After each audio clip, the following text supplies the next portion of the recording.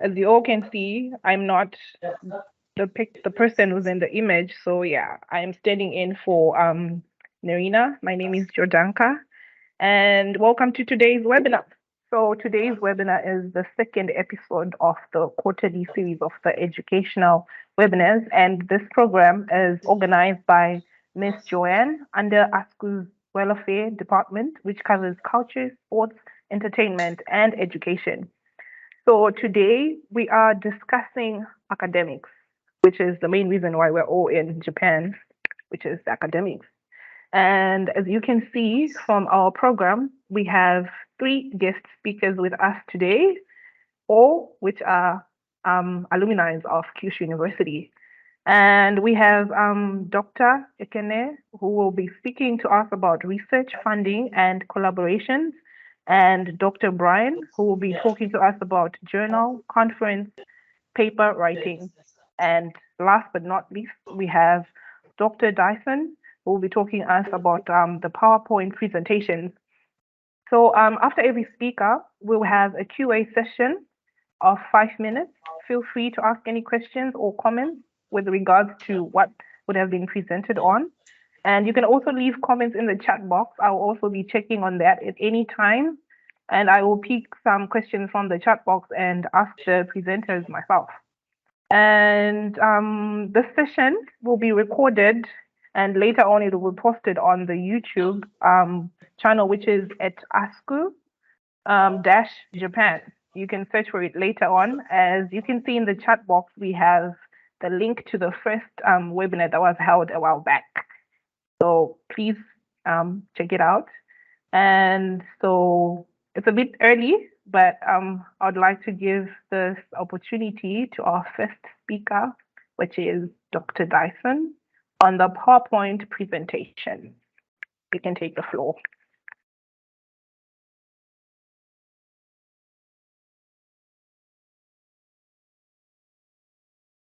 Yeah, thank you very much, Jodanka, and a pleasure to meet all of you.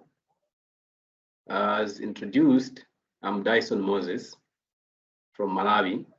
I spent a good time in Japan, and now I just want to share a little bit of the experience in making PowerPoint presentations. I know we have been making PowerPoint presentations, but it's just, guiding each other on a few lines. So let me share my screen. And if I put it in PowerPoint, is it showing PowerPoint presentation mode? Yes, it is. Okay, we're good then. All right.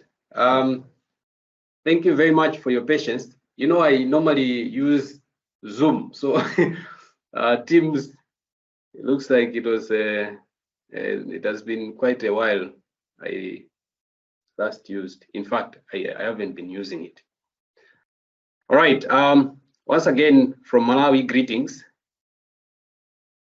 I will make a very, very brief presentation. Actually, it's more or less like interacting. It's not like a serious presentation. It's just reminding each other here and there. So, you know, we have to make presentations all the times, whether we are at work, whether in school as it is, and even when we are doing other things like, informal activities. So you find that maybe some, when they're presenting, people are just sleeping, people are tired looking at the screen. It's because there are a few things, a few tips that you must fix. So I will discuss those tips. So this is the outline that I came up with. That is writing tips of the PowerPoint. And then the tips on presenting, and also things that you must avoid. I called them sins to avoid when making presentations. And then, of course, I'll wind up. So when it comes to preparing a PowerPoint, the first thing that I would want to advise us to do is we must be very careful with the background and the text that we are presenting. If you have used a bright or a dark background, please use a light text, and vice versa. Because if you have got a light text and a light background, they fight each other, so the presentation doesn't really look good. So use contrasting colors between the two, your text and your background. And of course, put in key phrases, just the necessary information. Don't write all the notes, on the PPT, such that the PPT is heavily loaded. Like you literally will be tempted to be reading through, because the page is loaded with text. And also, it's nice to use images alongside the key phrases and concept in a way. So that one, it does complement your message that you are trying to deliver, and underline good quality images. Sometimes you just snipe an image somewhere and then you put it there, finish. No, you must edit it. There's an editing tool every time you click on the image, whether you are in PowerPoint or just in the image mode. There's an option to edit. And also limit the use of flashy transitions.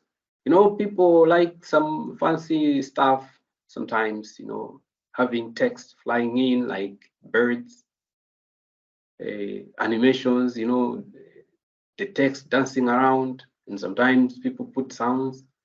So if you use those sort of flashy transitions, use them sparingly, not every slide. The animations also, use them sparingly. Sounds, if you know that maybe there would be interruptions, then it's better not to use the sounds even. And also be consistent with font, colors, and background. Not that this slide is dark, another one light, another one like various colors. It has to be consistent, and the font also has to be consistent. You can't use Times in one slide and then you use Arial in another slide, and then you use Calibri in another slide. And of course, the colors also must be at least consistent. The text and the graphic images should be at least large enough to be legible. Not that people should be squinting to read your text or to see your graphics. So the rule that I say is that the text must be readable from the back row seats, not when you are in front of the computer and you're seeing, and then you'll be like, okay, this is fine. No, you must test it by getting into a room where you're going to do the presentations and try to sit at the back row. After you beam it, then you can be sure that people are going to be able to read your text or the graphic images that you have used. So, and if you believe that something will be hard to read, then just don't use it, because if you use it and then it's not legible, it doesn't really give the impact it was supposed to give. And of course, when you're making an emphasis, I urge you to use different colors or sizes or styles. You can embody it. That is the word that you want to emphasize. That gives a little bit of the attention to that concept. So basically, these are a few writing tips. There are many, but these are the major ones that I think when you're making a presentation with this guide, you can make a very, very good presentation. So the tips on presenting. Rule number one that must not be broken is you must know your audience. Who are you going to talk to? Are you going to talk to the professors? Are you going to talk to fellow students? Are you going to talk to maybe the laymen in your field? So when you know that, you make your presentation aligned to that sort of audience. So if you're going to talk to the professors, you know how to make your presentation more technical. If you're talking to laymen in the field, you must make it, you know, be understood.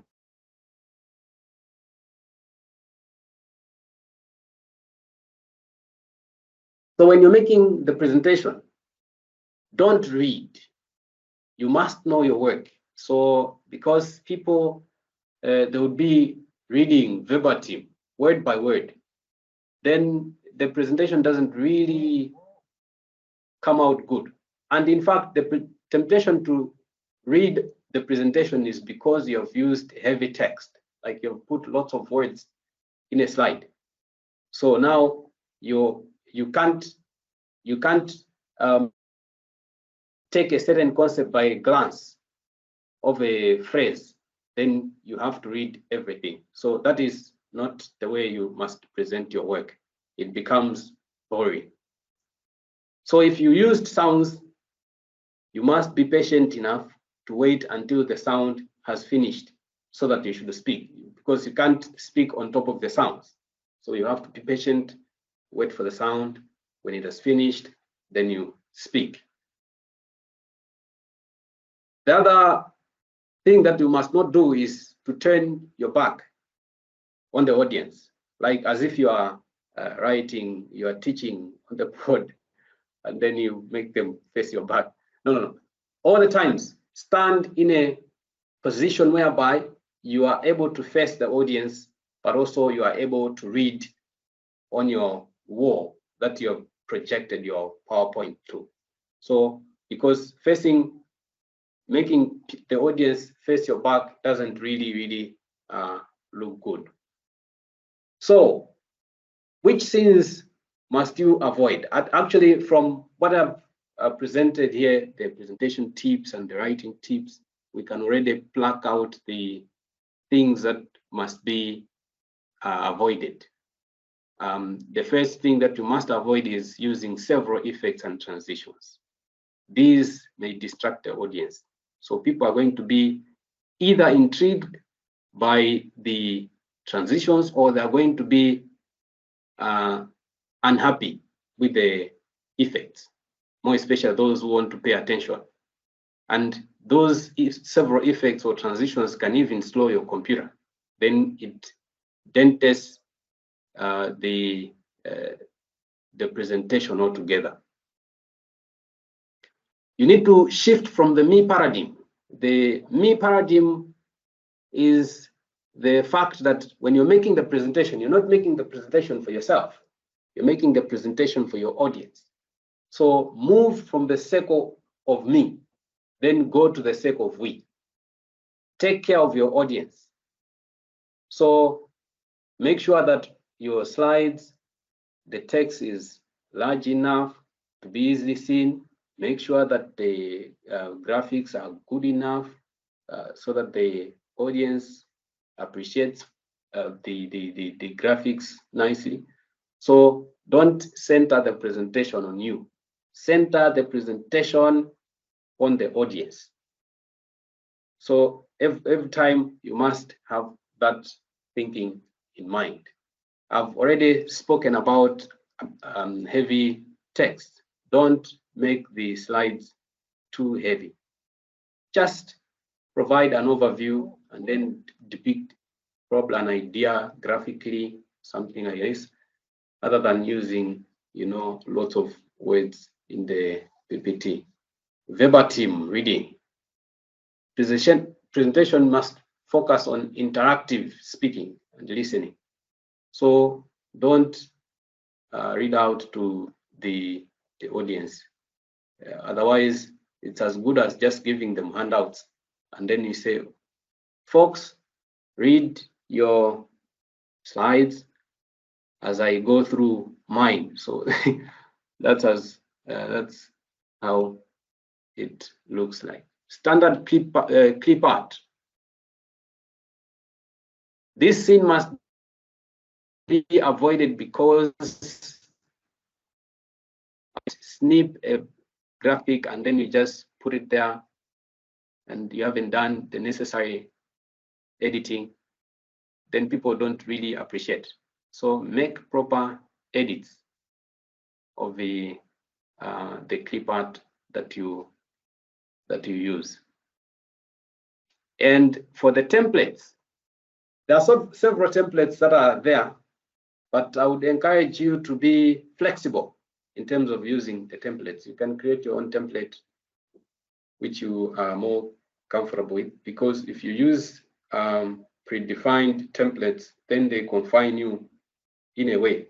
So be creative, create your distinctive look, or you can, if there is a company template, more especially I think Kyushu has got a certain template, you can use that, or other investors as well, they have got their own templates, you can use that. But freestyling using your own template is much, much better, because you know how you want to present your work, then you modify it in that respect, other than being restricted with a template.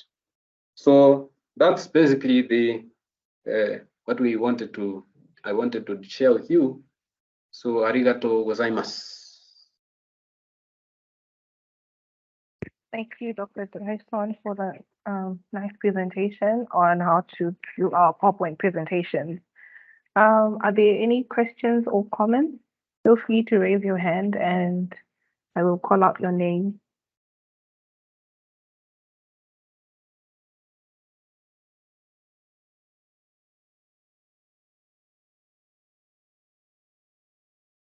No questions?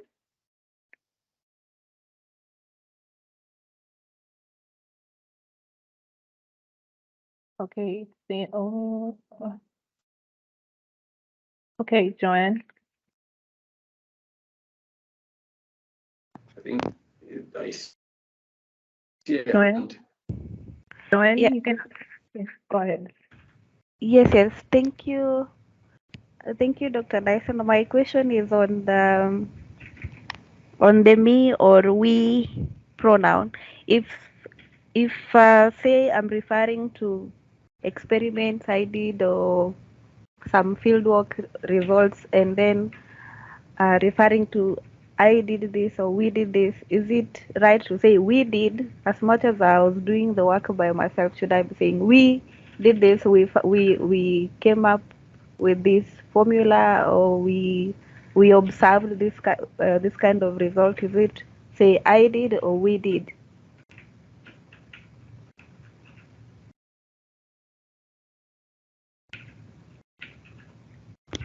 Thank you very much. I think Dr. Brian is going to speak on that one. The me paradigm shift that I'm trying to refer to here is on presenting. In other words, don't really focus on your comfortability when you're looking at your PPT. You need to look at the comfortability of the people. So that's a we that I'm trying to refer to here. I'm not referring to maybe experiments or something. I think that is going to be spoken about by Dr. Brian when you'll be talking about the publishing. How do you write? How do you use the subjects? But here, it's about the comfortability.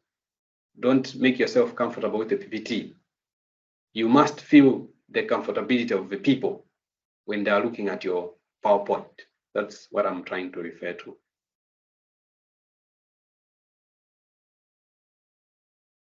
Right, thank you for the question. It seems like we have another hand that is up. Baruti Leniata, please go ahead and ask your question. Thank you, MC. Thank you so much, Dr. Dyson, for that presentation. I really liked the part where you talked about transitions. I always find transitions very difficult, to follow. When somebody uses a lot of transitions, sometimes it just loses meaning. Mine is just a comment. I think it's in line with what Joanne had asked about shifting the paradigm from me to the audience, essentially. One example is one good example is recognizing that some people are colorblind. So some people are colorblind. So being colorblind means certain shades, for example, of green and yellow, they cannot distinguish those grades. So when designing a PPT, you have to bear that in mind. Your audience, not just to be comfortable and say, okay, to me this looks very pretty, and forgetting about your audience. So yeah, that was just my comment just in relation to that. Thank you very much.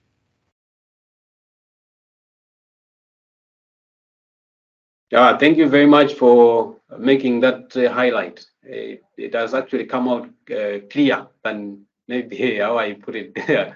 I just explained it in general. I didn't use the issue of colors and those kind of things, but you have really highlighted it nicely. So basically, that's how the me paradigm shift is indeed important when making the presentation. Thank you. Okay. Unfortunately, the 5 minutes are up. We don't have time to take another question. You can write it in the chat box, and maybe later on, if we have enough time, then I'll come back to those questions later on. So we're gonna move on to the next speaker.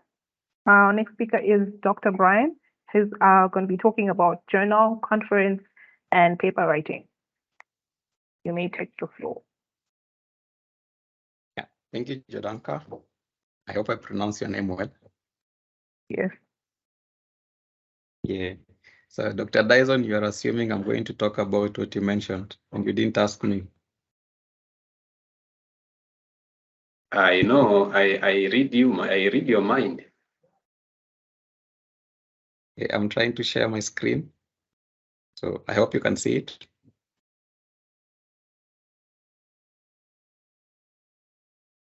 Can you confirm if you can see my screen?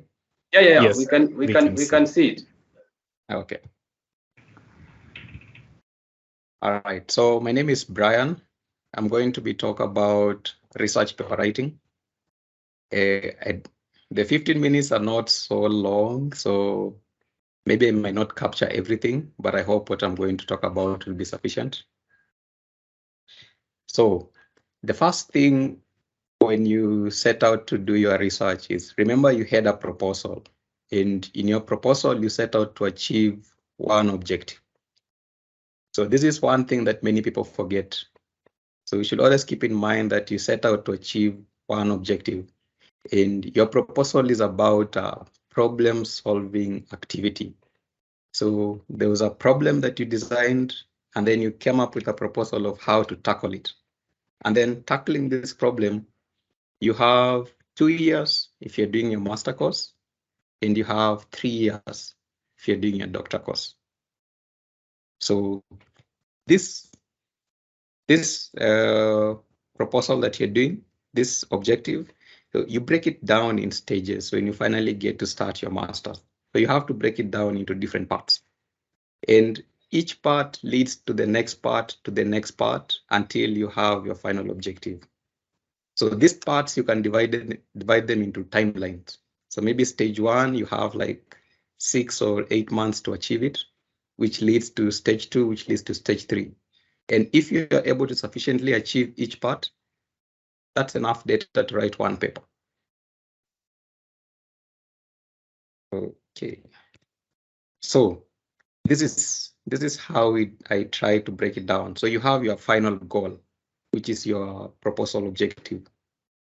And then when you come to Japan, so the first 6 months, usually the research period where you have to learn the preliminary things about how to undertake research. So it's just the little nitty-gritties, get to know the lab, get to know what is there, what is not there, what you might need, what you might not need. And then finally, you're able to have your first year. So in your first year, you have your classes, and then you have also to undertake your research. So this is where you have to do your data collection, initial data collection, and also learning how to use different, if your research is about using machines, so how to learn to use all these different machines. And then you have to separate. So what is good data? So you really have to know what is good data and what is sufficient data. So that when you're undertaking a data collection, you're not going blindly, but you have almost some expert kind of view on how to go about it. And then you need to know, how is it done in your field? Yeah, so don't just do it blindly. You have to know the minimum standards in the particular field that you're doing. And then what are the kind of journals that people publish in your field? And then how do the journals rank? And then what are the annual conferences in your field? And which are the big ones, which are the small ones? So such kind of information you have to collect during your first year. And then in your second year, so assuming now you've gotten some data, some good data, some sufficient data, that's enough for you to write your first paper.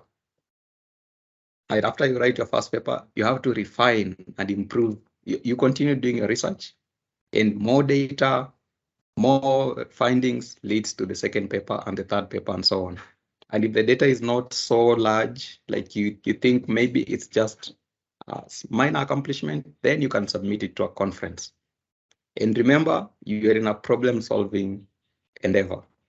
So that means you have to enter into competitions because you are trying to propose how to solve a particular kind of problem. And you need to be able to get funding for it. You need to be able to get recognition for it and all these things. So look for competitions, look for conferences and internships, collaboration, such kind of things. And finally, in your last year, of course, now this is the part where you do your project summary. So that's your thesis. So this is how theses are different from the papers. So the papers lead up to the thesis, and the papers are part of the thesis. And then you need to be able to tell, like, how much have you achieved in your 2 or 3 year research endeavor. And in all this, one important thing you should never forget is keep a research notebook. This is very critical. Everyday activity that you did in the lab, every little achievement, and the reasons for doing whatever you're doing in each and every week, you have to put it in your research so that it shows development of your idea and your thought process, and to cater for problems of plagiarism or other things later on in future. So this is just a short breakdown. So you can see you have your first paper, which leads to the second paper, which grows to the third paper, and finally the thesis. So as you write your papers, you have to be increasing in skill. So the first paper and the second paper have to be different. Someone has to see that you're growing. If you started from a lower journal, let's say Q3 journal, the second paper should target a Q2 or a Q1 journal. So you keep improving like that.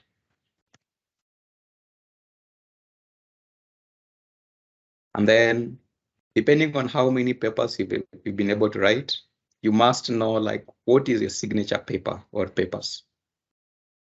So later on, maybe when you're applying for jobs or when you're applying for postdoc or any other position, someone will ask you, like, send us your 2 or 3 papers, your 2 best paper 3. So you should be able to know what are your signature papers. And these are papers that you've written in higher ranking journals, papers that have your most significant results, and papers that show what your proposal is about, truly. The papers that you can be proud of and say, this is what I did in my master or doctorate period. So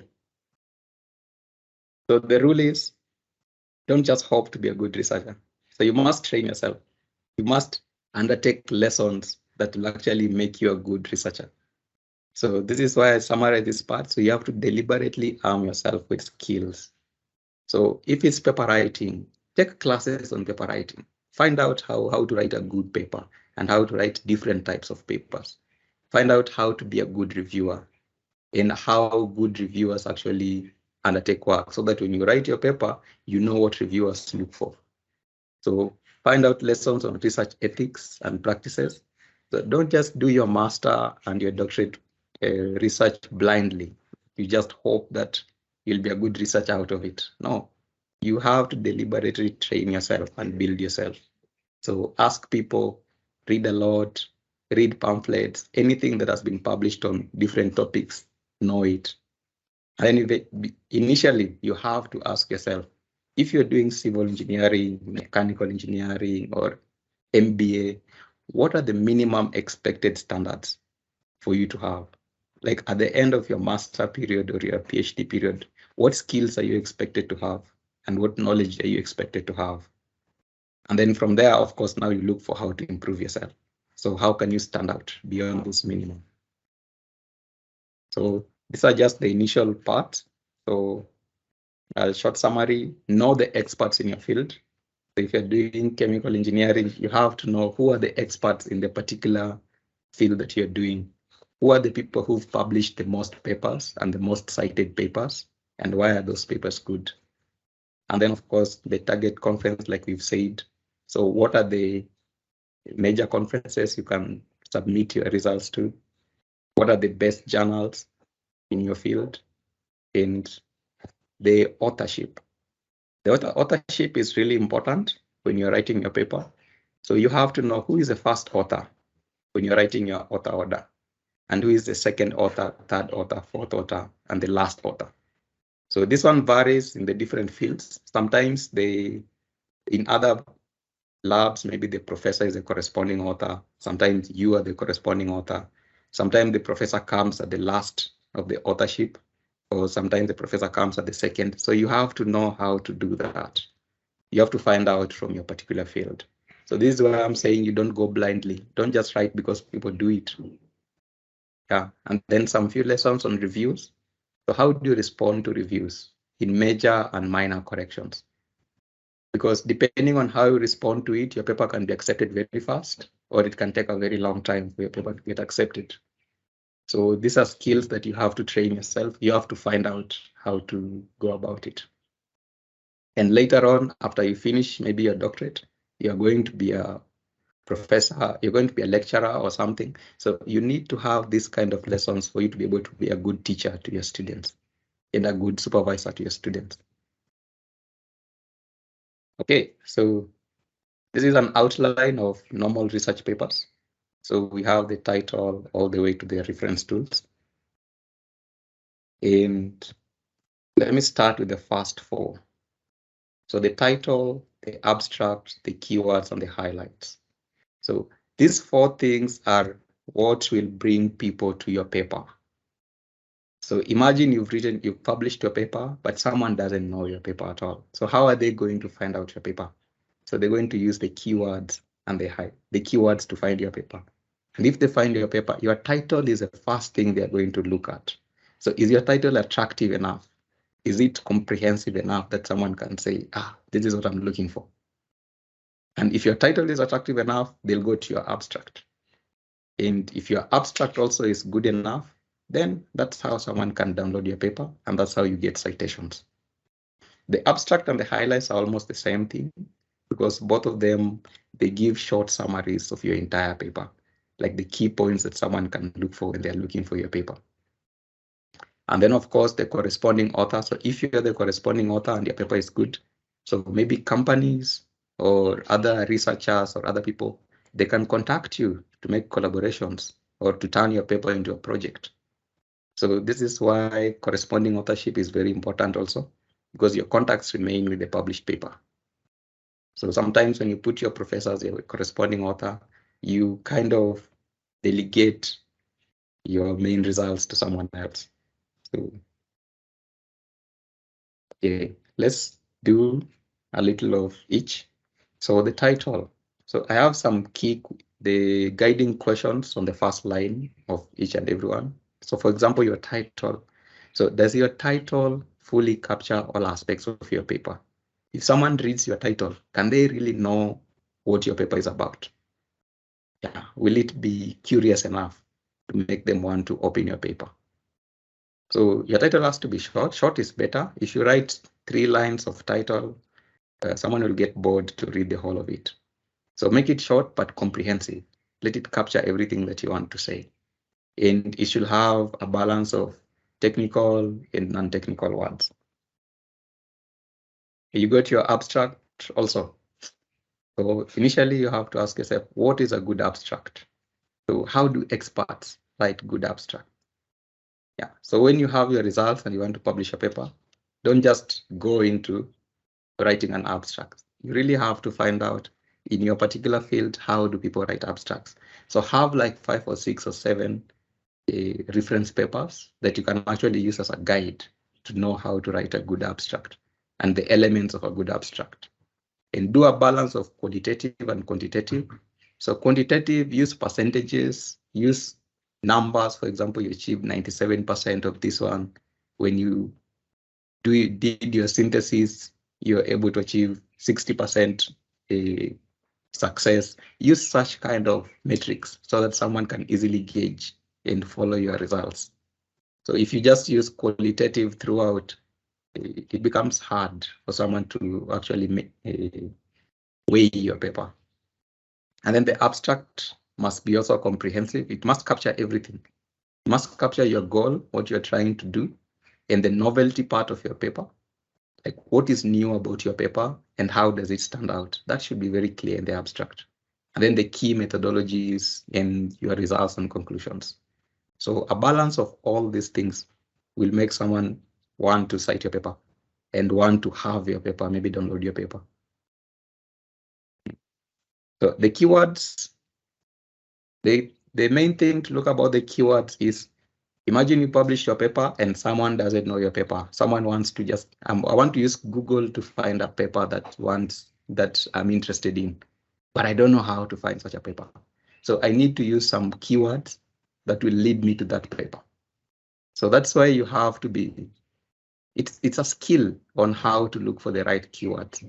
So you have to look at your particular field. If it's chemistry, under chemistry, maybe I'm doing polymer chemistry. So under polymer chemistry, if I want someone to find this paper, what words should I use for them to be able to hit on this paper when they are searching online? So this is a very important skill, especially in today's world where everything is online.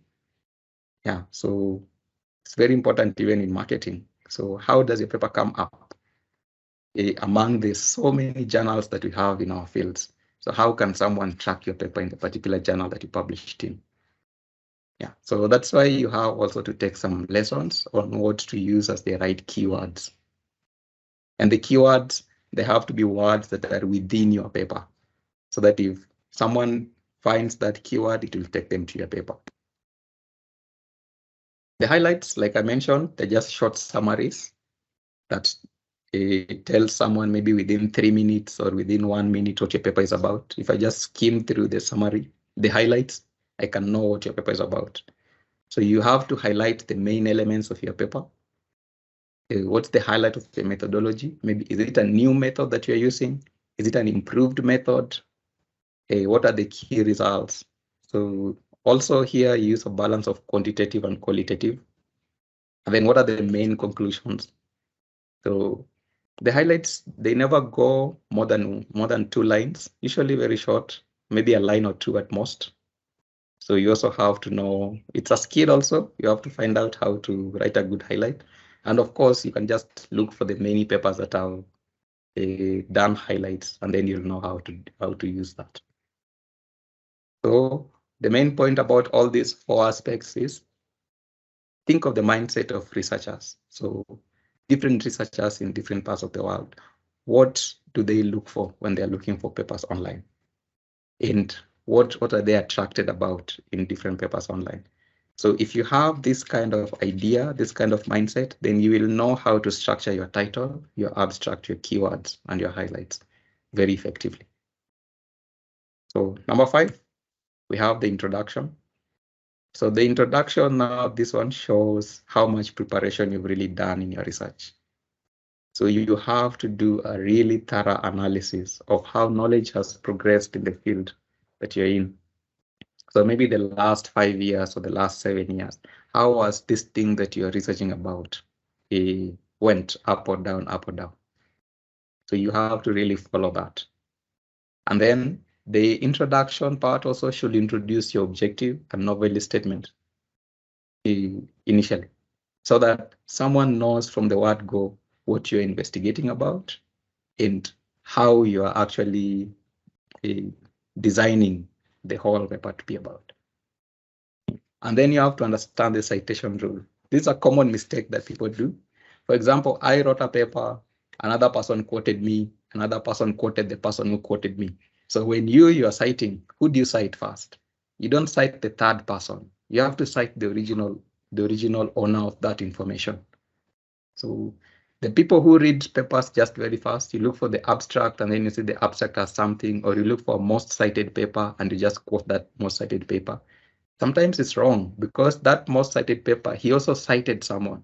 So the information that is citing is credited to the original person, not him. So you really have to know if you are citing someone, credit the right person.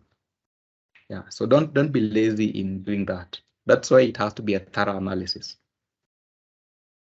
Then your methodology. So methodology is how you collected your data, how you came up with your results. So here you have to be also very careful and very systematic in how you go about it. Let the first step leading up to the last step be very clear.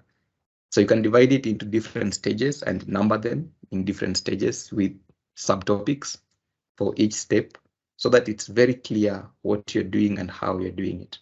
And then you have to know in this particular field that you are in, what are the minimum expected certified methods of collecting that kind of data.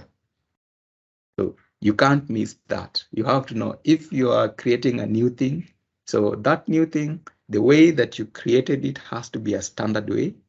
And then how you analyze it to prove that it's actually a new thing. So you have to use the minimum methods to analyze that thing so that someone can say, he actually did this test, did this test, did this test, and all these tests confirm these things. So those minimum standards have to be there. And then from there, now you can go an extra way. So of course, now you can come up with a new method. Maybe you did this one also, you did this one also. And those new methods, now they build up on the credibility of your results.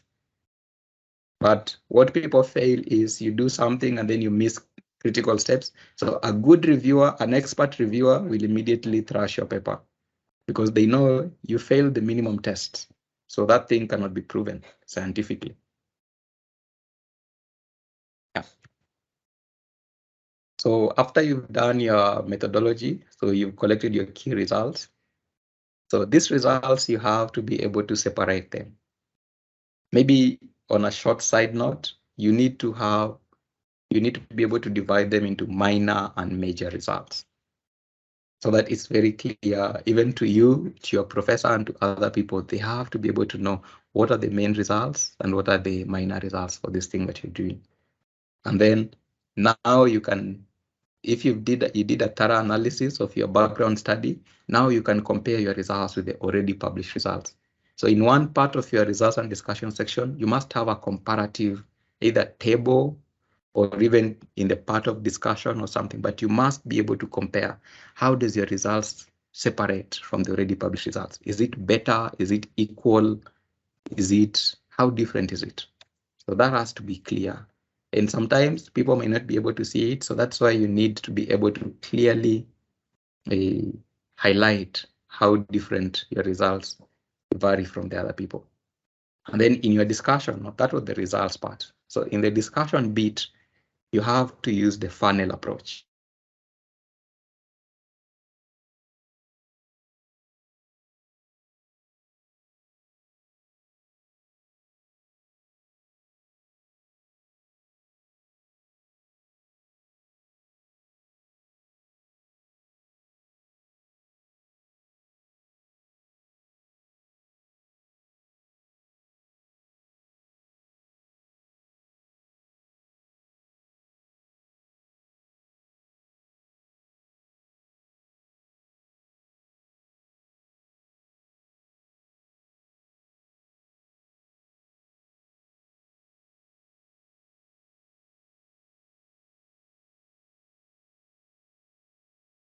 It seems like Dr. Brian is having network issues at the moment.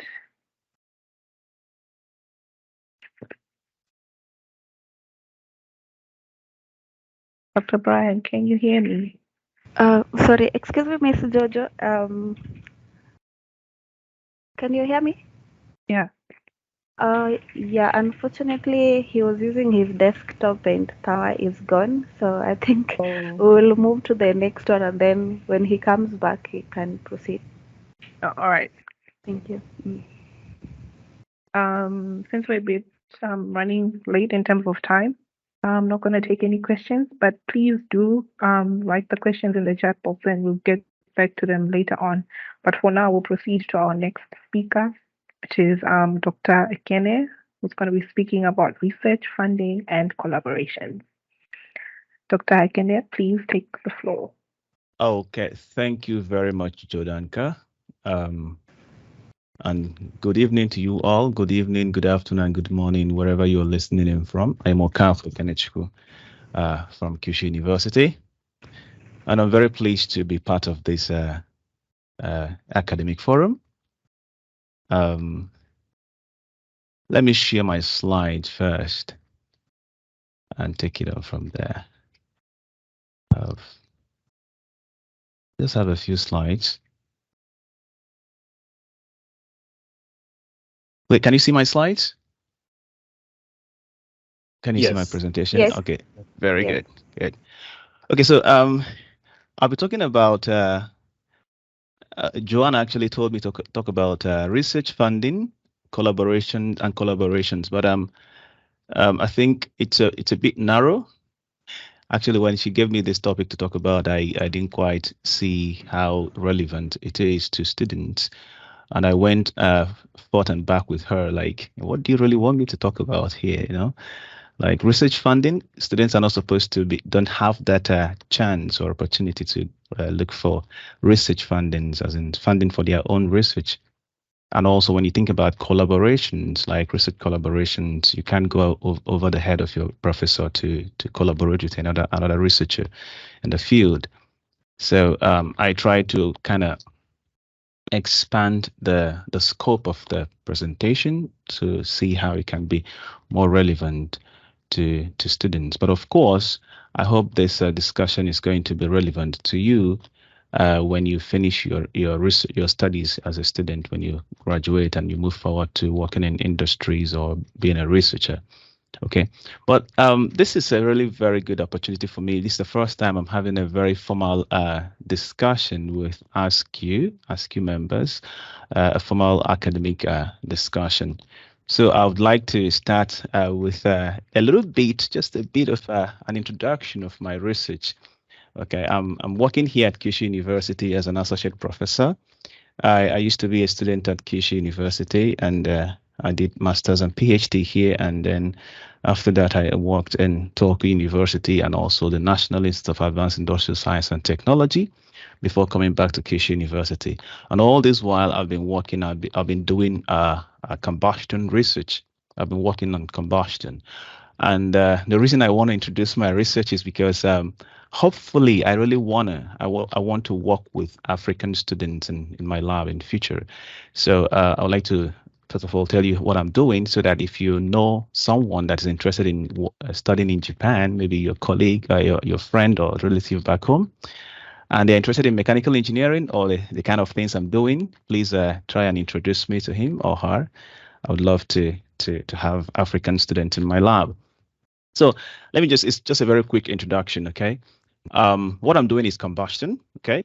And there are quite some different modes of combustion, like in your internal combustion engine, in your cars. You know, when you have the fuel is injected into the combustion chamber, and this fuel is mixed with air. When it is ignited, like in spark ignition engines, you see something like when the spark ignites the fuel mixture, you see something like what I'm showing here, this movie of an expanding flame coming out. Okay, the flame expands like an explosion. It's actually a very kind of a low Mach number explosion. So this is the kind of things I'm looking at. I'm looking at flames, expanding flames, and I'm looking at how this flame, how fast can we burn? Why do we burn it this way? Why does the flame behave this way? What kind of things are produced in the flame, like emissions? How are those emissions produced, and how can we control the difficult, the problematic ones, like CO2 and NOx and stuff like that? So what I'm studying is combustion, and I'm also looking at combustion in burners, like in your gas turbine engines, like in your aeroplanes and stationary gas turbines too. You have the flames in burning, this kind of setting. Okay, I'm also looking at flames in this kind of configurations, because combustion is quite important. In our day-to-day life, we see combustion all around us. Actually, our life is supported by combustion. More than 90%, actually 90% of or 90% of global energy supply comes from combustion. So there's a very high chance, but 90% probability that whenever you switch on your light, anywhere you turn on the switch and there is light, there's 90% probability that that light is there because somebody somewhere is burning something. Okay, because it's mainly, if you look at the graph I presented here, up until 2020. Global energy supply comes from, I don't know if you see my, okay, sorry. Global energy supply comes mainly from combustion of fossil fuels. Where's the pointer? Okay, good. Combustion of gas or oil or coal. Okay, so it's mainly combustion. So whenever you're flying on an aeroplane, you're driving your car, even if you have an electric car. For now, most electric cars they're getting their electricity, they're charging their batteries with electricity produced through combustion. Okay, so but in my research, I'm trying to solve a very important problem in combustion. And what that problem is that when we burn fossil fuels, we produce a lot of CO2. And most of us understand that CO2 leads to global warming. So in my research, I'm trying to burn fuels that are low carbon in content, or fuels that don't contain any carbon at all, carbon-free fuels, carbon neutral fuels, so towards the actualization of a carbon neutral society. So I'm looking at mainly the combustion of hydrogen. Hydrogen doesn't contain any carbon. And also I'm also looking at the combustion of ammonia. Ammonia is quite an interesting fuel, which I'm really looking very in detail about. I want to give you an overview of the main problem I'm trying to solve in my research. The point I want to do with you. Okay, good. Like, for instance, one of the problems we have with ammonia combustion, I just want to show it here. This is methane. Methane is mainly natural gas, which is a conventional fuel. It's easy to burn. It burns very fast, relatively fast, okay? So you have a burner here, and you have methane and air coming out, a mixture of methane and air coming out. When you ignite this mixture, the flame just stands there. It's stable flame. It burns. It's awesome. It's good. This is why we have natural gas burners all around us. In your homes, if you're using city gas, like in Japan, what we call city gas, okay, it's mainly natural gas. It's actually natural gas, and it's made up of about 80 to 90% of methane. So that's why you can actually use city gas at your home and you don't have any problem. You can just easily burn it. You just turn on your gas and it burns.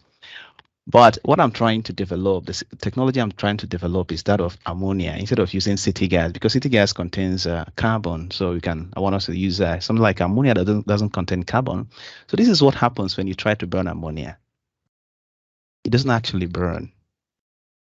So that's why I think you've never heard about ammonia being a fuel. Actually, it's hardly used as a fuel. So, but the technology we are trying to develop in my lab and with my team at Tohoku University and also AIST, we've been trying to develop combustion technologies for this fuel that doesn't really burn well. Okay, so, but we've had some breakthroughs in the past. We've had some world first. We had some groundbreaking achievements in ammonia combustion, world first efficient low NOx gas turbine combustion, a world first stable combustion of liquid ammonia and gas turbines. Okay, so this is what I do. This is the research I'm doing. I'm just burning things and seeing how they burn. Okay, and it's just about energy conversion. Okay, so if you know anyone that's interested in this area of research, please put in some words about me. I would love to talk to them. So let's then delve into the topic I was told to talk about today, okay? It's about funding and collaboration opportunities. Okay, as I said, I didn't want to leave it at just research funding or funding for conferences, but I also want to talk a little bit about scholarships, and also talk about the importance of saving for graduate school. It might sound a bit funny, but yeah, it's important for some people, and also the need for us to have part-time jobs if you have the time. And also in collaboration, when we talk about collaboration, we talk about things like joint research. Joint research, mainly if you're a student and you're working with, of course, you have a supervisor who have you, your supervisor makes you to work on a particular research. You can't actually spearhead another joint research collaboration outside what your supervisor has given you to work on, or you can't combine what he's working on with another person's another research. You can't like start a joint research collaboration just easily like that without a sign of your professor. So students might not be able to do this like at this stage, but I want to show you later. I'm going to explain that the road to collaboration is a very important path that students should take. Okay, before you get to that collaboration, you find out actually there are things that students should involve themselves in. Then it's also important to have like collaborative articles if it's possible for you to get to that point, and co-hosting of workshops. And then finally, I'll talk about giving a very personal experience about how collaborations can lead to employment opportunities, like you being employed from getting your dream job. So funding, scholarships. Most of us, probably all of us, I don't know of any student now that is self-sponsored. It seems like almost all the people I know in ASKU have some sort of scholarship, okay? At least for your master's or for your PhD. So these are some of the scholarships that we have. But also, I decided to talk about this because if we have any self-sponsored student, that would help them, okay? Scholarships, we have this MEC scholarship. I believe there's a lot of us that with MEC scholarship here. I studied also with MEC scholarship. There are two categories of this scholarship: the university recommended category, where the university or department recommends you to MECs for you to get a scholarship. And then the embassy recommended scholarship. I came through this embassy recommended scholarship, which involves you applying to the Japanese embassy in your country. You'll be called for a test and an interview, and then you pass all the processes. Okay, so this university recommended scholarship category is quite difficult to get, but students that are already here in Japan has the chance of getting that. For the embassy recommended, you have to be back home in your country. So let's say you are a master's student, you finished your master's and you're able to get an extension of your scholarship for PhD. You can actually be considered for this university recommended scholarship. And actually, mentioning extension, during my own time, MEC scholarship, it was quite easy for us to get an extension of our scholarship from master's to PhD. But recently, it's been a bit it's more difficult. It's been a bit difficult for one to get an extension. It's more competitive these days. So there are chances of people studying with MEC scholarship for their masters and not getting MEC scholarship for their PhDs. I'm also going to talk about a little about that, what you can do to ensure that you continue your PhD in a funded way, fund your PhD well. Okay. Then this MEC scholarship and this JICA scholarship. A good number of us here also on that JICA scholarship. And then there's the JSPS DC1 or DC2. These scholarships are for doctoral students. Actually, they are better than the JICA or the MEC scholarship. They pay a lot better. They pay for doctoral students. They pay 50,000 yen higher than MECs. Okay. And for postdocs, of course, they pay a lot higher. And one other good thing about this DC1 or DC2, DC1 is for a doctoral first year students. DC2 is for doctor second year students, as in you start from your second year to enjoy the scholarship. Then DC1 is for the guys in their doctoral first year. Okay, of course.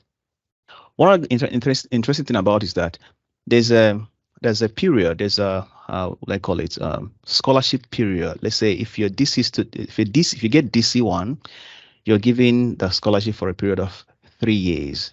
This period is fixed, and if you finish your doctoral course within that, before the end of that period, that scholarship period, and you want to stay, you can actually stay in your laboratory, and then just switch your status from a doctoral student to a postdoc student, and they're going to switch your stipend from about 200,000 to about 360,000. They start paying you as a postdoc while you're still in the lab until your period of scholarship ends. Yeah, this is a very interesting, this is a very nice scholarship, but it's quite competitive. It's really very competitive. But some of us here in ASKU are under this scholarship.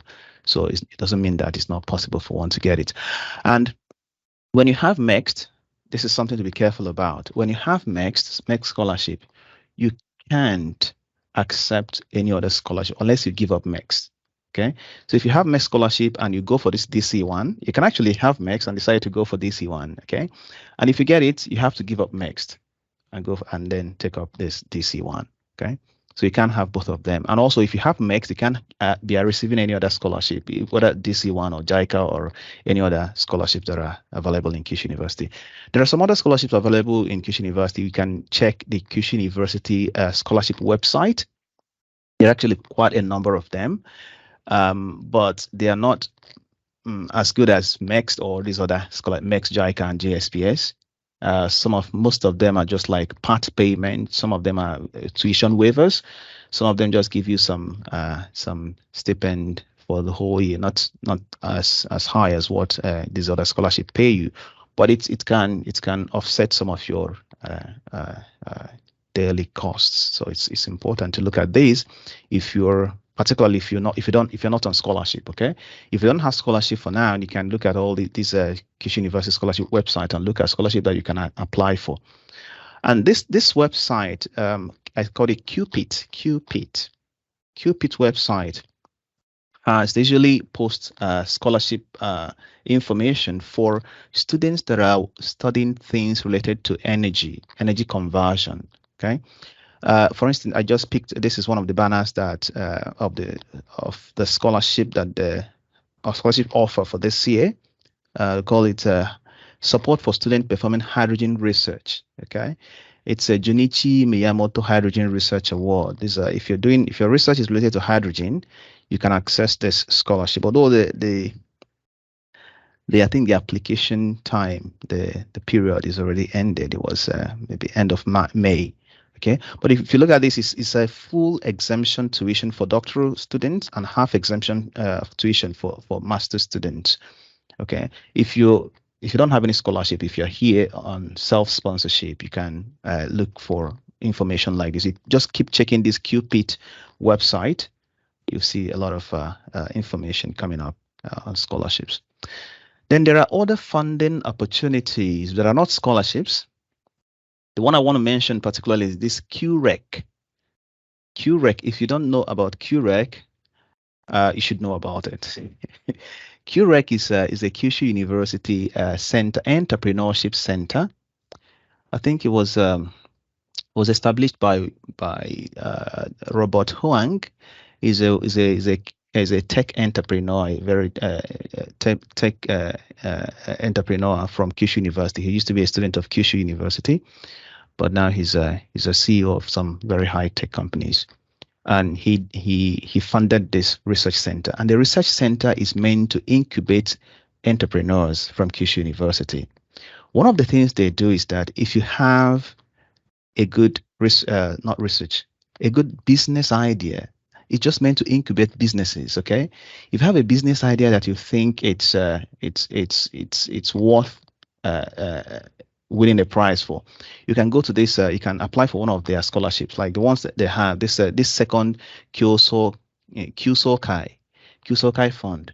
This fund gives students up to from 1.1 million to 2.5 million yen for them to develop their ideas, their business ideas. This is not a research fund.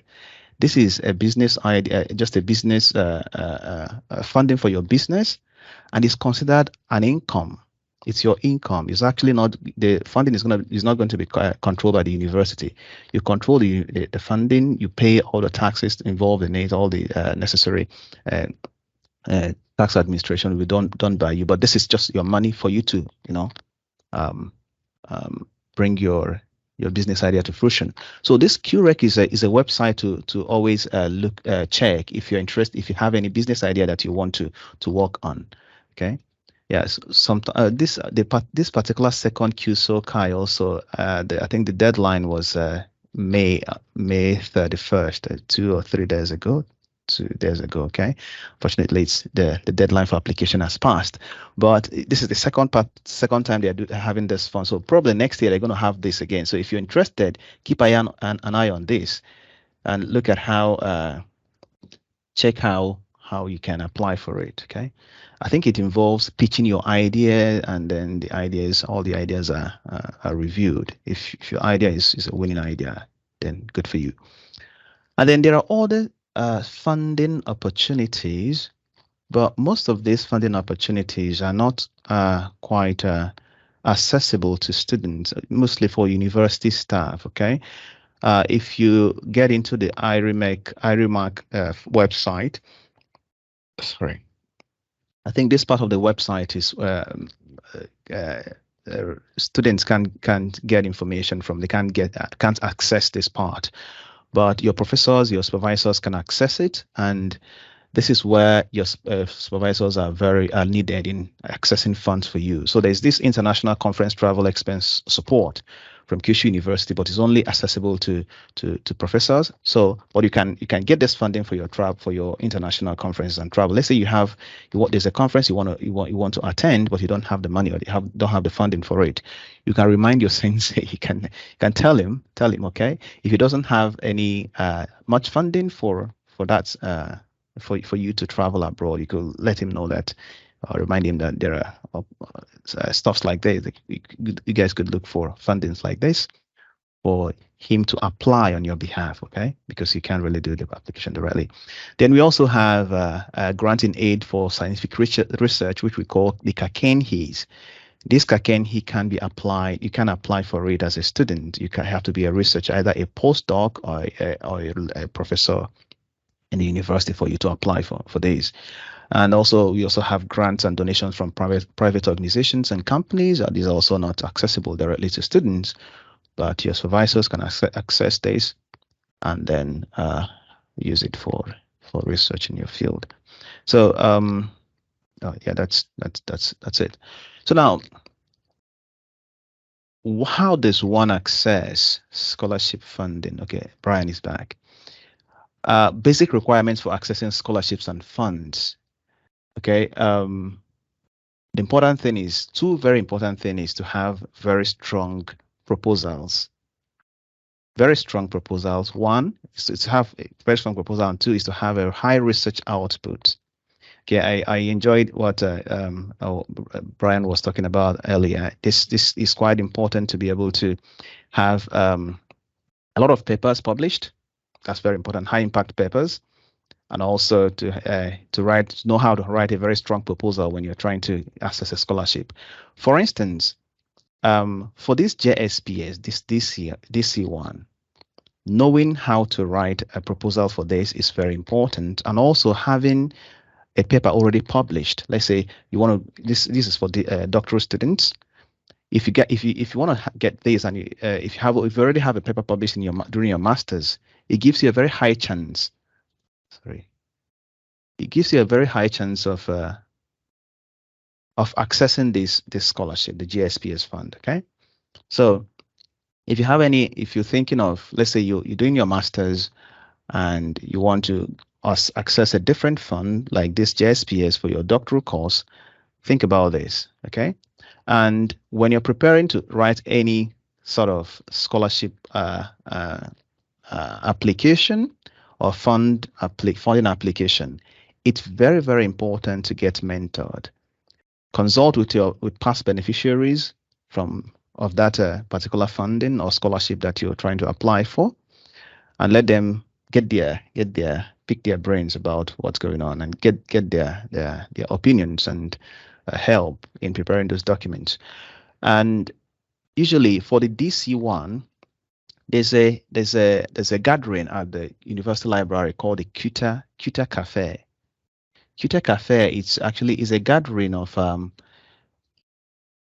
doctoral students. Yeah, it's basically doctoral students gathering to talk about things that has to do with doctoral studies, the challenges, the benefits or whatever. I think they just talk about on different topics, but it's mostly in Japanese. Okay. So, but usually during the period of this application, Cuta Cafe usually organize seminars to teach students on how to apply for DC1 or the things to do. Okay. So I guess if a lot of international students show interest in Cuta Cafe, they'll find a way to organize seminars in English also for you guys for stuff like applying for DC1 or DC2 or any sort of funding applications. Okay. So getting mentorship is quite important for this, for you to apply it to be successful in scholarship and funding applications. And also, just as we're doing now, if you're writing a paper, it's also very important to look for mentors to help you doing that. Okay, now coming to saving for your graduate school. As I said, for MEX scholarship, it's no more guaranteed. There's no more 100% guarantee that you're going to get the scholarship when you finish your master's, that you can get a scholarship for your PhD. Okay, so it's important to think about when you're doing your master's. It's important to think about saving enough money for you to do your PhD. Okay, I'm not talking about you now. When I say that, it sounds like something quite important and difficult to do, because like supporting yourself entirely here in Japan for the whole 3 years of your PhD might be very daunting task to do. But if you look at the tuition for PhD in your first year is about, let's say this is within 535,000 yen, let's say 600,000 yen. During your master's, if you can save up to about 600,000 yen to pay your tuition, and you get admission and pay your tuition, and you work very hard to get this DC1 or DC2, you end up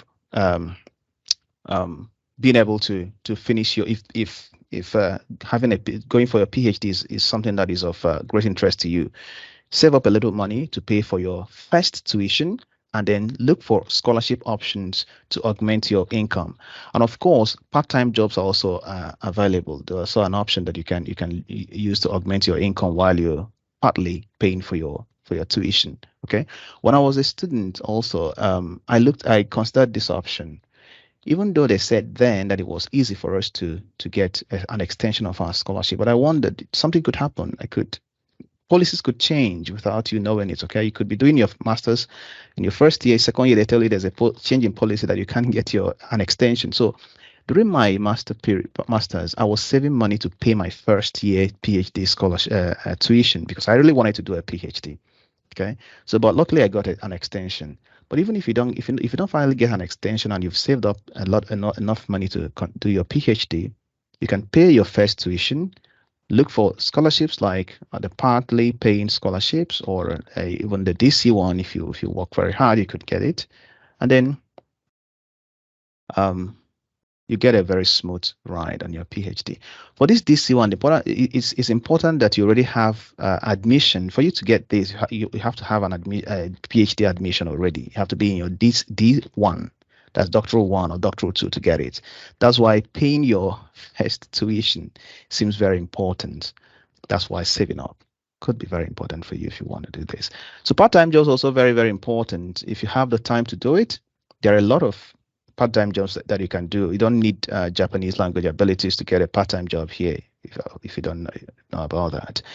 But the thing is, if you get involved in part-time job and it prevents you from getting a very good grade or doing well in your research, then that it doesn't worth it, because your main purpose here is to work. It is to do research, do your studies and get very good academic or research results. If you don't, if part-time jobs prevent you from doing that, then that's not. But if you can control your time or manage your time very well to do part-time jobs and still do very well in your research work, then I think it's recommended. I would recommend that that you try that. Okay. Then collaborations.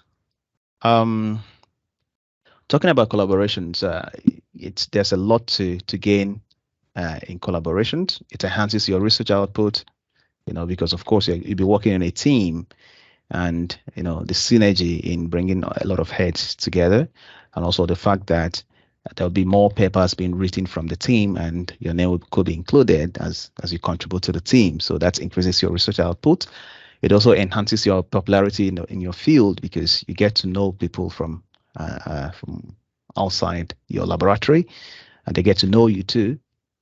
And of course, the more paper you publish, the more popular you become. And also it increases your chances of employment. I'm going to talk about this a lot later. Okay. Now, I think I started to break down the journey towards a full collaboration into different 3 different steps. Okay. And these are the steps I said, at least the first 2 steps are very important for students before you finally get into the real collaboration, because the real collaboration, like research collaboration, might not be spearheaded by you as a student.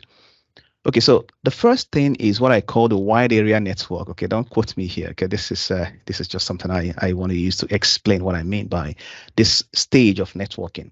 In this stage of networking, it involves you getting involved, getting connected to as many people as you can without any discrimination. It's like you go to conferences, attend conferences, and you participate in these conferences, and you get to try to connect with as many people within and outside your little research field. Okay, yeah. Let's say you're working on, let's say what I'm doing, I'm working on ammonia combustion or combustion of carbon-free fuels.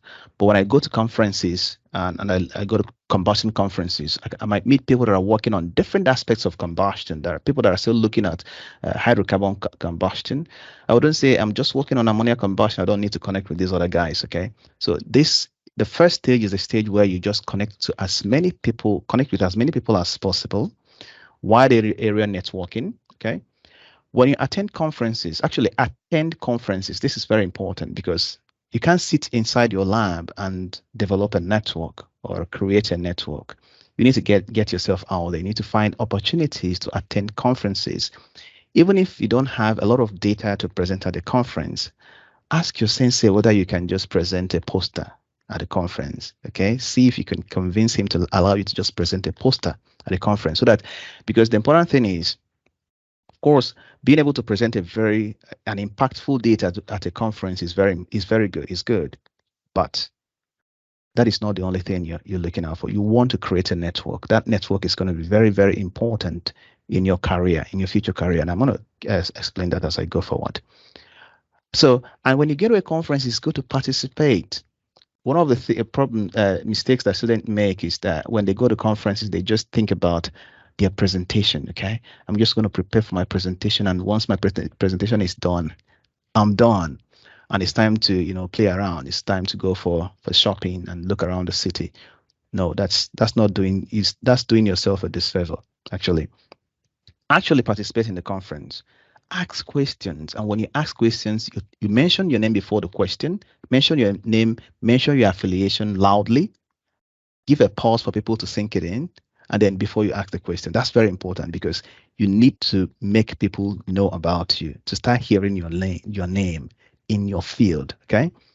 Actually, if you're the type that is a bit shy to talk in public or to ask questions in public, try and meet people in private also. Like, let's say someone does a presentation, and after his presentation, there are a few things that you're interested in.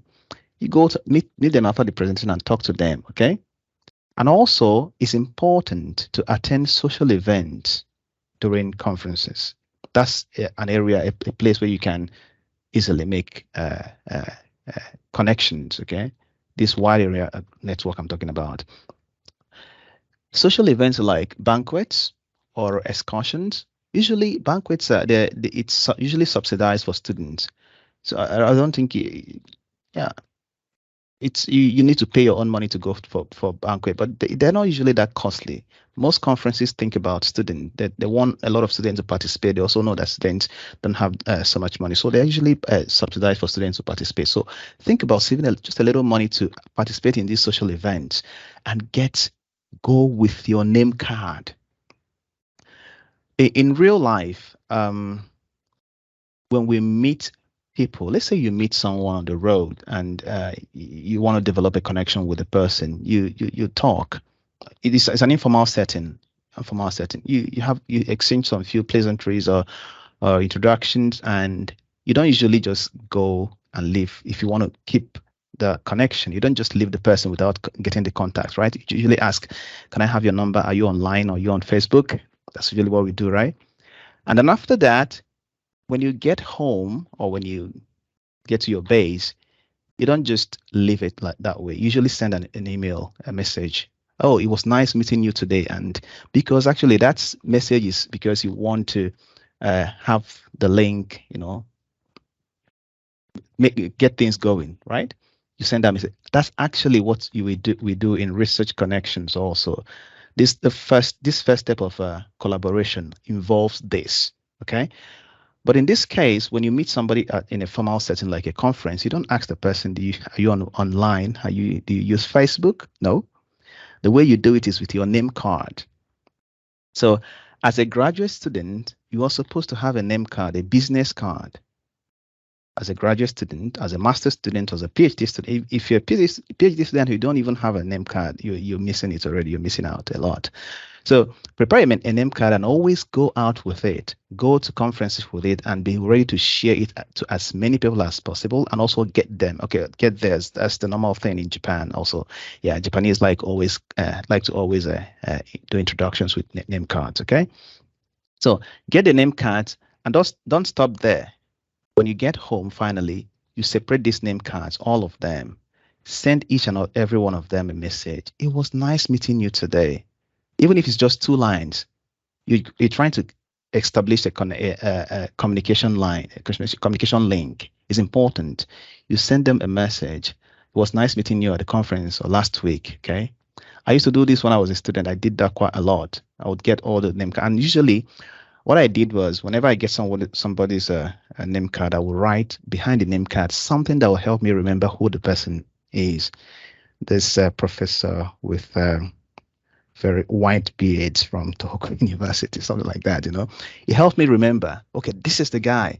So because I know that it was difficult for me to, if I don't do that, I wouldn't be able to recognize who name Tohoku University of Kishin. I don't even remember the professor I met. This name card, I know it's quite difficult. So on my own name card, I have my picture. That's why I have it here. I have my picture on my name card so that it'll be easy for anybody I give my name card to remember me. Okay. So if you can, keep your have your picture also on your name card for easy recognition. Okay. Get name cards, send messages, and this is where we go to the second stage of collaboration. Now we come to local area networking, what I prefer to call team building. Okay, yeah, team building. Okay, now you have a lot of name cards from a lot of people from during the conferences. You narrow down this name card. Of course, you're going to send messages to all of these, but it's important to connect with all of them. But the ones that are doing that are in the field that you're working on, like doing something similar to your research. So it's important for you to show further genuine interest in their work.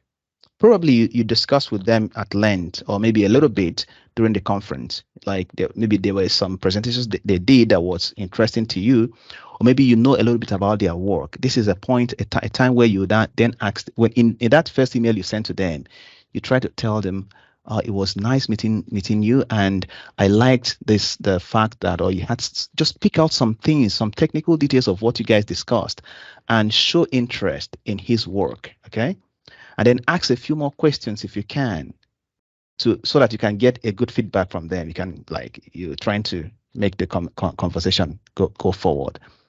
And then at a point, if you can, it's good to propose ideas like, it would be nice for us if it interests you, can we work on this idea, on this area, stuff like that. So with that, you're now creating a link. You're now trying to create your own team.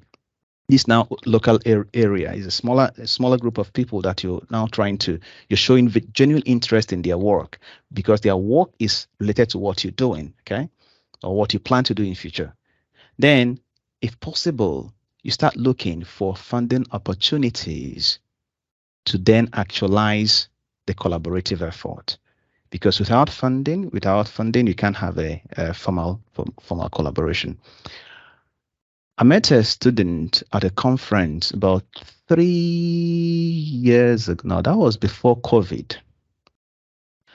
And she's from the UK. She was interested in what I was doing, and then we came in contact even during the COVID period. And recently, a few months back, she sent me a message and said that she proposed an idea that we should collaborate in a workshop, that we should co-host a workshop in the UK. I was like, okay, that's a good idea. I would love to do that, but I don't have the funding for that. She said, no, I actually I've seen a funding that we can access. Oh, awesome. She'll propose this, there's a Daiwa Anglo-Japan Foundation that actually gives funding for workshops or travels between Japanese researchers and UK researchers. Now, this is a student, okay? So she can't actually access that funding. But then she proposed the idea to me that I should do this, the funding application, and then we can do this together. So I got involved. I got in touch with two other professors in Kyushu, in Tohoku University, and then she brought in her supervisor. So we now have 4 professors. Two professors from Tohoku University and one other professor from Cardiff University. We apply for this funding, okay? And this girl is a part of that collaboration. She's the one that started it, okay? We got the funding, so we are now going. I actually have a business trip to Cardiff University to start this very formal collaboration, which was started by a student. So for now, actually, she's not the one that applied for this funding. She's not spearheading this collaboration, but she has made a team of 4 researchers from Japan and the UK. Okay, so she has just made her local area network. And tomorrow, when she finally finishes her PhD and wants to start working anywhere, whenever she calls me off for a collaboration, I'm going to listen to her because she's already a part of my team. This is collaboration. This is how to make a collaboration come to fruition. And this started from a conference about 3 years ago, before COVID. Okay. So finally, you get to the point where you finally have a joint research, a collaborative article. You can write collaborative articles. Actually, before this formal collaboration we now have a funding for it. I've already published a few papers with this student, because of her, she's quite smart, and she showed very genuine interest, and we started working on some things together. So we already have some collaborative articles together. Okay, and then now we are co-hosting workshops. So it's a product of going from large area network, creating a network, doing this networking, and coming from building your team, and then finally finding a means of making this collaboration possible. Usually it requires a little bit of funding. Then I said collaborations can lead to employment. Okay, so this is my own personal story. It's a personal experience. When I finished my PhD in 2015, and in 2014, before I finished, I met this. I met this professor from this one professor from Japan who is well known in my field. He's a very popular professor in combustion. I heard about him. I'd read a lot about his papers, and I wanted to meet him. I had this urge to meet him. So I was attending this conference in San Francisco, and I knew he was coming, and his student was going to present a paper there. I prepared for it. Okay, I was going to meet this guy. I came with my name cards, of course, but I prepared to ask him very interesting questions. I think that will make him think about this student that asked this question. Sorry. Is the time? Hello. Okay. Hello. Okay. I'm rounding up. Okay. Sorry. So so the thing is, I met this professor at that conference, and I made an impression. I started this connection with him, and a year later, after my PhD, he employed me. That's how I got my first job, from a connection I made. Okay. And when I got the job at Tohoku University, I was collaborating with guys from AIST, okay, from National Institute of Advanced Industrial Science and Technology. I was working with them. I worked in Tohoku University for 3.5 years, and then I moved over to AIST. It was easy to move from Tohoku University to AIST because I had an ongoing collaboration with these guys, okay? So now I worked in AIST for 3 years, about 3 years, and decided to move back to Kyushu University. Me moving back to Kyushu University, of course, is because I have a link with Kyushu University. I had a link with my professor here. This is all about moving around on my network, on the network I created. So it's easy when you create this network, when you collaborate and you have very cordial relationship with your collaborators. It's easy for you to find employment. It's easy for you to move around for better employment opportunities. I'm so sorry for taking so much of your time. I want to stop it, end here, and respond to questions or comments from you. Thank you very much for listening. Thank you so much for the presentation. Are there any questions or comments?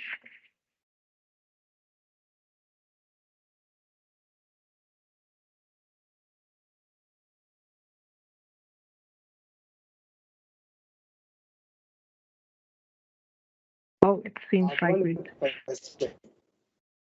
Okay, please go ahead. Please go ahead. Okay, thank you. Thank you. Thank you, Professor Ken, for your nice Ekenechukwu. Ekenechukwu, yeah, that's my name. For the nice talk, well narrated, giving us a clue or a way to make a collaboration. And my final question is, you said you open a loan for person who interested to do research with you in mechanical engineering. As I've seen, you are specialized on energy. There is someone who works on the energy or energy materials or any kind of energy part. Are you able or are you willing to collaborate or do research with him or her?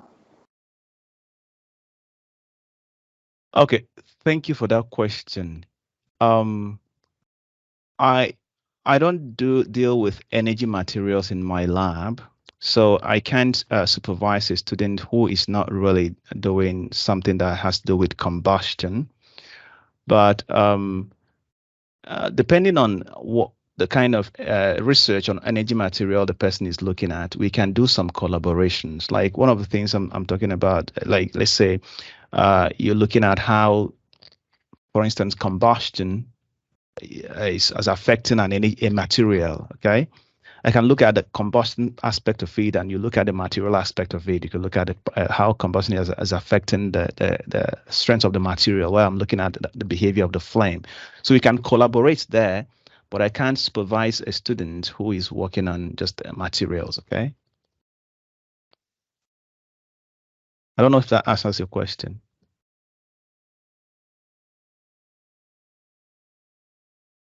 Are you still there?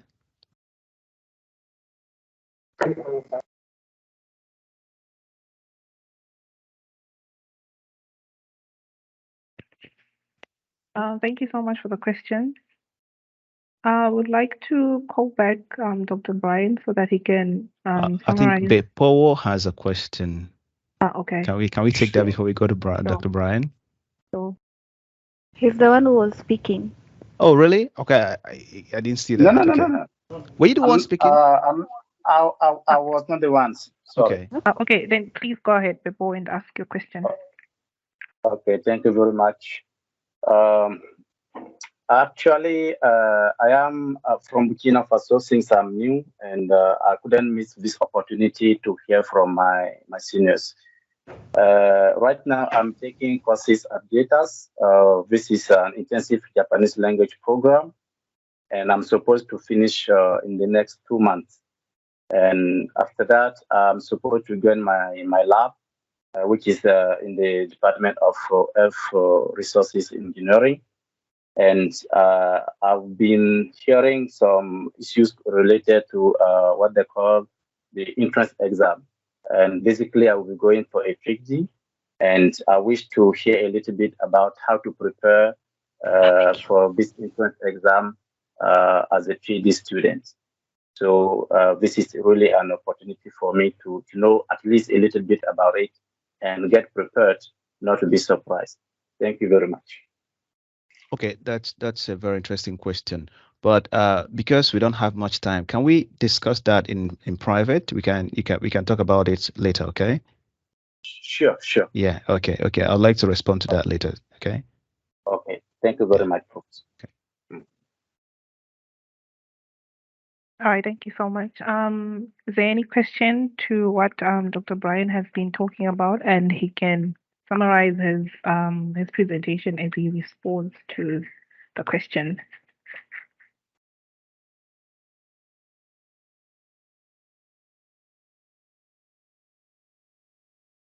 Oh, sorry.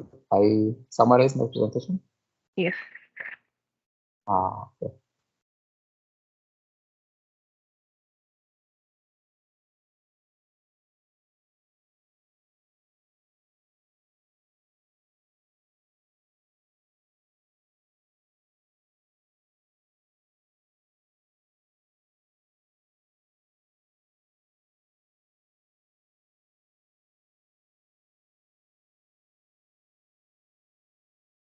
Can you see my slide?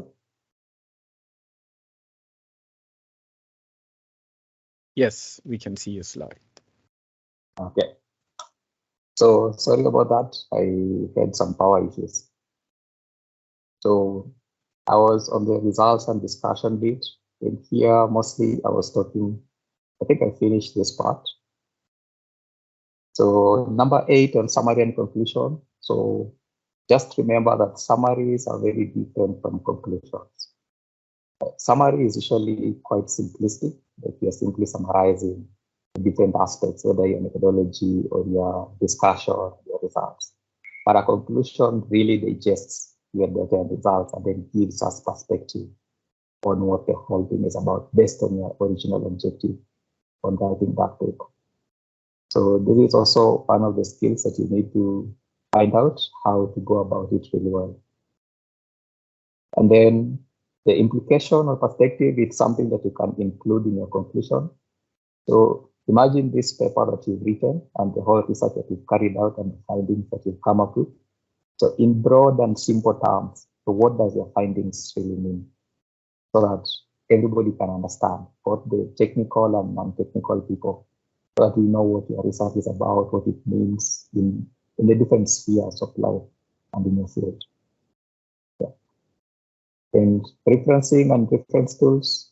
So this, again, you have to understand the citation rules for the particular, for both general research and the particular field that you are focused on. You should not cite all the papers because research is progressive. So the last 5 years, so much has happened in the field that you are focused on. So you have to keep track of all that has happened.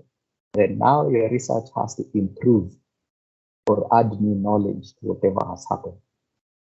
So that's why you should not cite all the research because they've been passed by time. But the world has changed and the way of doing things has changed. So also remember to cite papers within the journal that you're submitting. Remember to cite experts. Remember to have a good library of papers that are relevant to your research. All right. So I think I'll summarize with that. So in your research, what is the key thing that someone can take out? Is it your methodology? Is it the way you're doing things? And this method, is it new? Is it an improved method to existing methods? Is it a radical change, like totally different method that is revolution, that can revolutionize the way things are being done in that field? Or is your key strength your results? So you have to be able to find out what is the key strength of whatever research you're doing. So that's it. So I think I'll welcome any questions. Thank you so much for the presentation.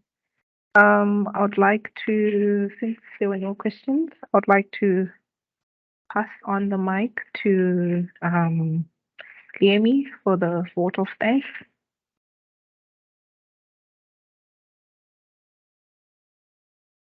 Yes, thank you. Thank you very much. Can you hear me? Yes. Yes. Okay. Good afternoon, good evening, good morning, ladies and gentlemen. My name is Liemi Arthur Baruti, and I'm the current ASKU president.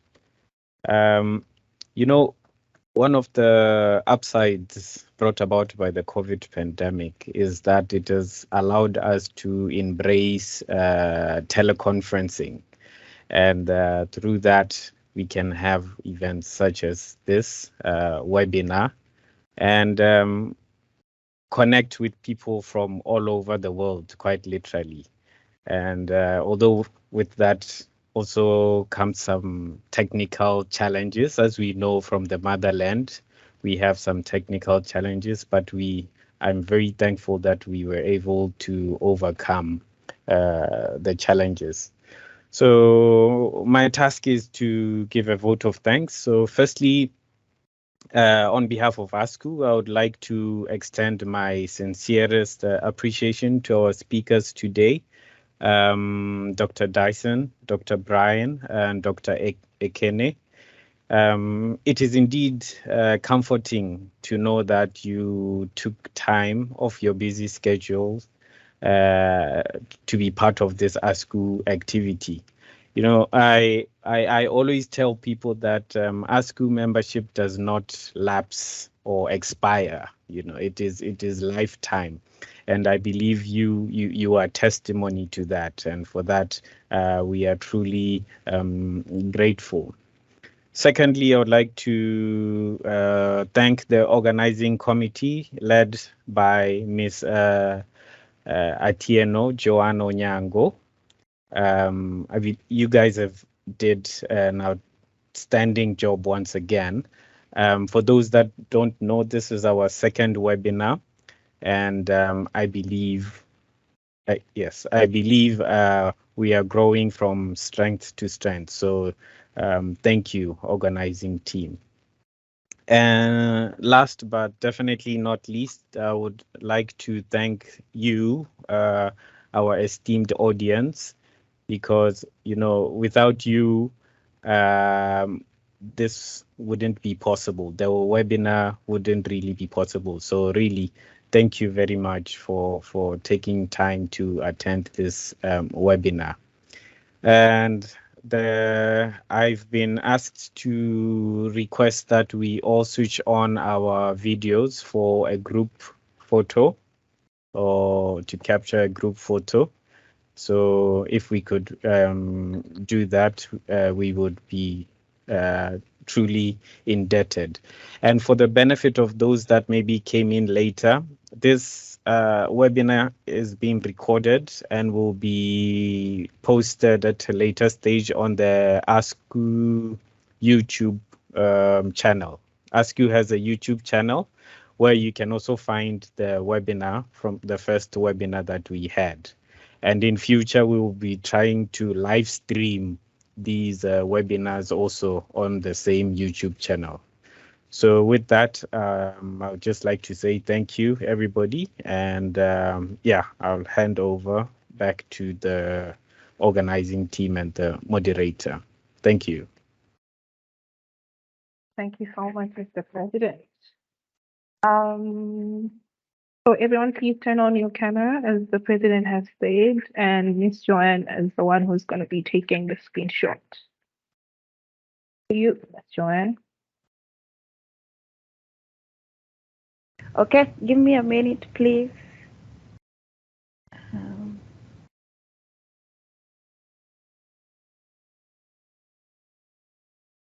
Okay, I've printed one. I think, yeah, I'm seeing some other people still coming in.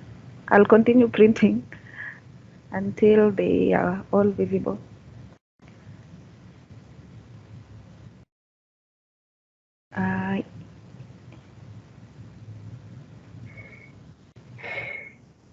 Are we supposed to smile? It's a Oh crime wow. to Maybe you can smile. give us a signal or something so that we all make our best, face in the picture. Okay. Okay, Like a give countdown, me maybe. give me Some your of us. Hmm? give me your most photogenic face. Thank you. Okay, printing. Fine, thank you. I'm done. Right, thank you. Thank you so much. And with that, ladies and gentlemen, that ends this webinar session. Thank you so much for joining us. And Yeah, have a thank you good so night, much. good Thank you evening, too for the or morning. organization. Thank you so much. Enjoy your weekend. Thank you. Yes, thank you. Thank you. Enjoy your weekend, everyone.